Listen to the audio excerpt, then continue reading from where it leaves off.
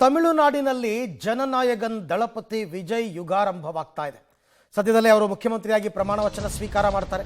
ತಮಿಳುನಾಡಿನ ಮುಖ್ಯಮಂತ್ರಿಯಾಗಿ ದಳಪತಿ ವಿಜಯ್ ಪ್ರಚಂಡ ವಿಜಯದ ಬಳಿಕ ವಿಜಯ್ ಫಸ್ಟ್ ರಿಯಾಕ್ಷನ್ ಅನ್ನು ಕೊಟ್ಟಿದ್ದಾರೆ.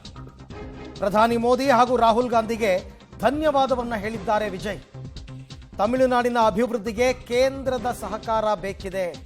ಖಂಡಿತವಾಗಿ ತಮಿಳುನಾಡಿನ ಹಿತ ಕಾಯುವುದರ ಜೊತೆಗೆ ಅಭಿವೃದ್ಧಿಗೆ ಸಂಕಲ್ಪವನ್ನ ಮಾಡಿದ್ದೇವೆ.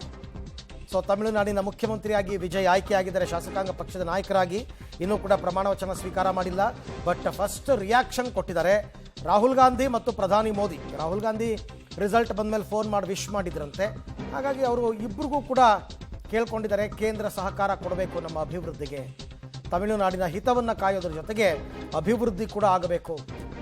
ಸೊ ಹಾಗಾಗಿ ಯಾವುದೇ ರಾಜ್ಯ ಆದರೂ ಕೂಡ ಕೇಂದ್ರದ ಸಹಕಾರ ಇಲ್ಲದೆ ಏನೂ ಮಾಡೋಕ್ಕಾಗಲ್ಲ.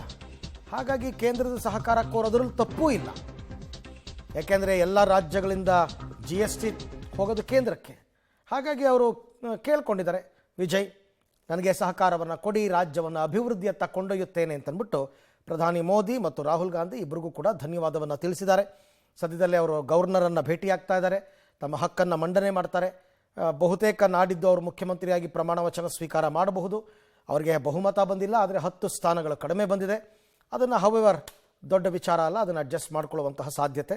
ಬೇರೆ ಬೇರೆ ಪಕ್ಷಗಳ ಬೆಂಬಲವನ್ನು ಪಡೆದು ಸರ್ಕಾರ ರಚನೆ ಮಾಡ್ತಾರೆ. ಅದು ಆಗಲಿಲ್ಲ ಅಂದರೆ AIADMK ಅವರು ಬಾಹ್ಯ ಬೆಂಬಲ ಕೊಟ್ಟಿದ್ದಾರೆ, ಸಾಕು ಅವರೊಬ್ಬರು ಕೊಟ್ಟರೆ. ಹಾಗಾಗಿ ಈಗ ಮುಂದಿನ ಮುಖ್ಯಮಂತ್ರಿ ವಿಜಯ್ ಎರಾ ಶುರುವಾಗ್ತಾ ಇರ್ತಕ್ಕಂಥದ್ದು. ತಮಿಳುನಾಡಲ್ಲಿ ಹೊಸ ಮುಖವನ್ನು ನಾವು ನೋಡೇ ಇಲ್ಲ, ಹೊಸ ಪಕ್ಷವನ್ನು ನೋಡೇ ಇಲ್ಲ ಅಂತ ಇದ್ದರು ಜನ. ಹಾಗಾಗಿ ಈ ಪ್ರಚಂಡ ಗೆಲುವನ್ನು ಕೊಟ್ಟಿದ್ದು. ಸೊ ಇಷ್ಟು ದಿನ ಸಿನಿಮಾ ಮುಖಾಂತರ ಜನರನ್ನು ರಂಜಿಸ್ತಾ ಇದ್ದ ನಾಯಕ ಯಾವ ರೀತಿ ಆಡಳಿತವನ್ನು ನಡೆಸ್ತಾರೆ. ಯಾಕೆಂದರೆ ಇವರು ಪ್ರಣಾಳಿಕೆಯಲ್ಲಿ ಘೋಷಣೆ ಮಾಡಿರೋದನ್ನು ಬಹಳ ಬಹಳ ಕಷ್ಟ ಇದೆ ಕೊಡೋದು. ಮದುವೆಯಾಗುವ ಹೆಣ್ಣು ಮಕ್ಕಳಿಗೆ 8 ಗ್ರಾಮ್ ಚಿನ್ನ, ರೇಷ್ಮೆ ಸೀರೆ, ತಿಂಗಳಿಗೆ 2,500 ರೂಪಾಯಿ, ಮಹಿಳೆಯರಿಗೆ ಉಚಿತ 200 ಯೂನಿಟ್ ತನಕ ಉಚಿತ ವಿದ್ಯುತ್ ಎಲ್ಲ ಕೊಡಬೇಕು.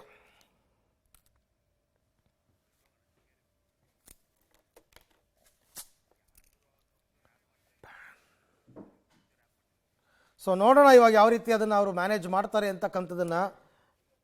ಸೊ ಸದ್ಯದಲ್ಲೇ ಗೊತ್ತಾಗುತ್ತೆ ಆ ವಿಚಾರ ಎಲ್ಲವೂ ಕೂಡ. ನಾಳೆ ನಾಡಿದ್ರಲ್ಲೇ ಫೈನಲ್ ಆಗುತ್ತೆ.